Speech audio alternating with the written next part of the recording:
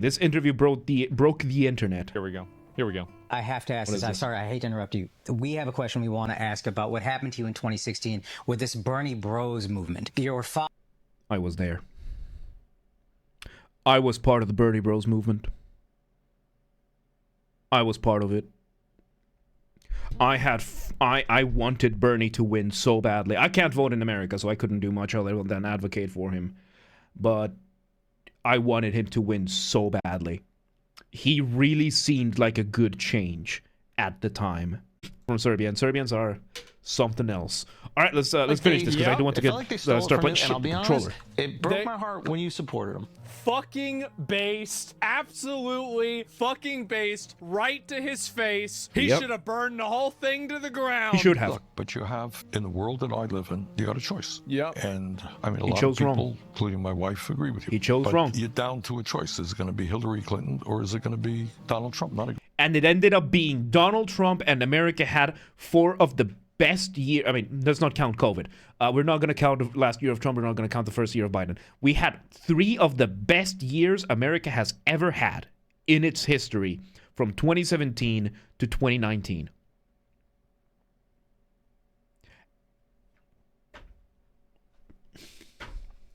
Great choice. But it ended up being him anyway, so why don't we burn it down? Honestly, I agree. Good question. Burn the motherfucker down, metaphorically. Well, because it's easy to say burning it down means that children are not going to have, food to eat, that the schools will deteriorate. What the fuck does not having Democrats in power have to do with some random kid starving? Poverty is going to still be an issue regardless of whether or not the Republicans are in power or the Democrats are in power. Why? Because the Democrats are in power in places like California, poverty is an issue.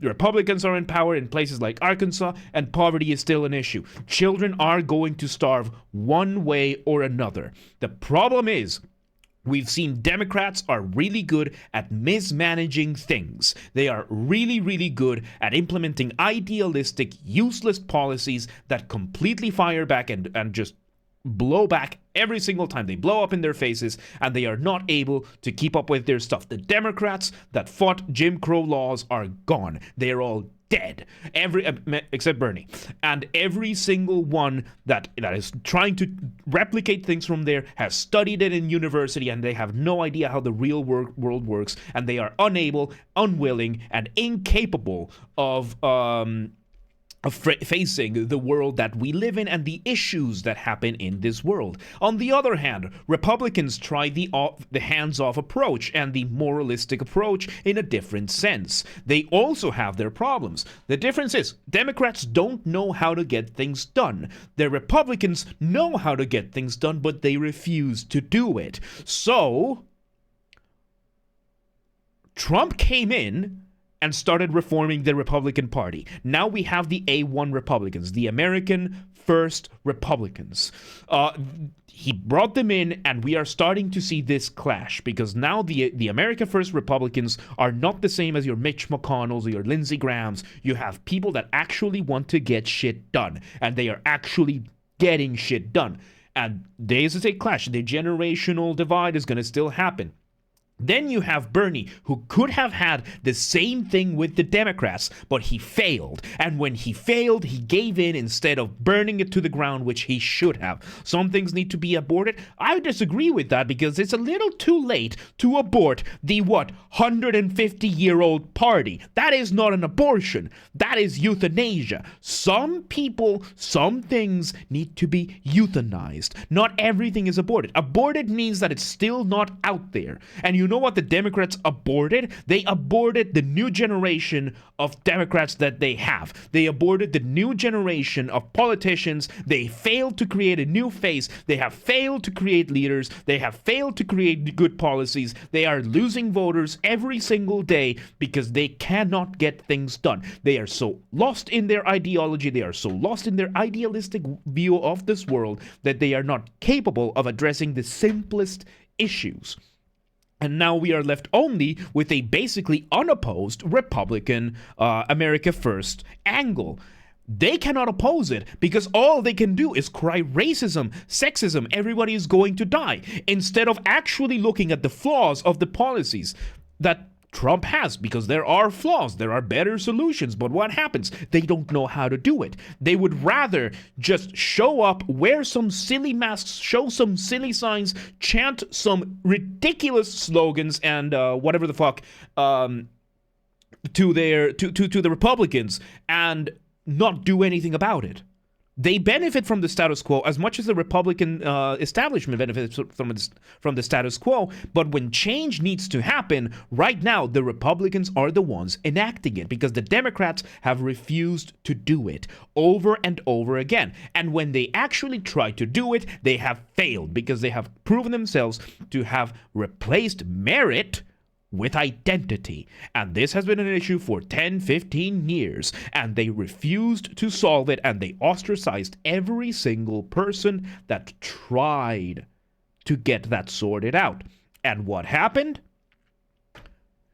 An 83-year-old man is your best shot, was your best shot at reforming the party. Bernie has the most leadership out of any Democrat. Officially speaking, he is not a Democrat. He only sides with them a lot. Officially speaking, on paper, he's an independent. There is no other. The closest they have after that is AOC. And she is almost as bad as Kamala. The only difference is that she is younger and doesn't have the same track record, the same filthy, just disgusting track record that Kamala did. So there you go. Let's finish this. People will not have health care. I got it. And I'm an elected That's official. fear-mongering what Bernie did just now. And I can't turn my back on. But then could we not And also? you can see what he's saying. I disagree with it, right? But like, I can see what he's saying. I understand that Bernie is concerned that if the Democrats aren't, their children will starve, which I disagree with it. I consider it a very stupid excuse. I would consider that to be a very stupid excuse. I disagree fundamentally. It's a cop-out. It's a lazy thing so that he doesn't have to change anything about it. Guess what? The Democrats have failed in every way. Every way. They have failed in every way for the past, I don't know. It's been almost 10 years and they continue to fail and they have refused to learn from it. So now you are left in this position where you are over the life expectancy of Americans. You might not have as much time left. You are in that side of age. You failed to enact the change that you wanted because you were afraid that things might go wrong. Guess what? Things went wrong because that's life. Things go wrong all the time. And instead of embracing that and using that as fuel, you hid under it. And now you are 83. You have only so much to show. You could have done so much more, and you refused to do so because you gave in to your own fear-mongering. You were afraid that children were going to starve, that they were going to not have health insurance, that they were not going to have insurance at all. Look at California. It happened anyway under Democrat rule. The problem wasn't Trump. The problem wasn't the Republicans. That was not the problems you needed to focus on. The problem was from within, and you refused to light that torch. Sometimes forests need to burn down so that they can grow stronger from the ashes. And you were afraid that the flames might burn.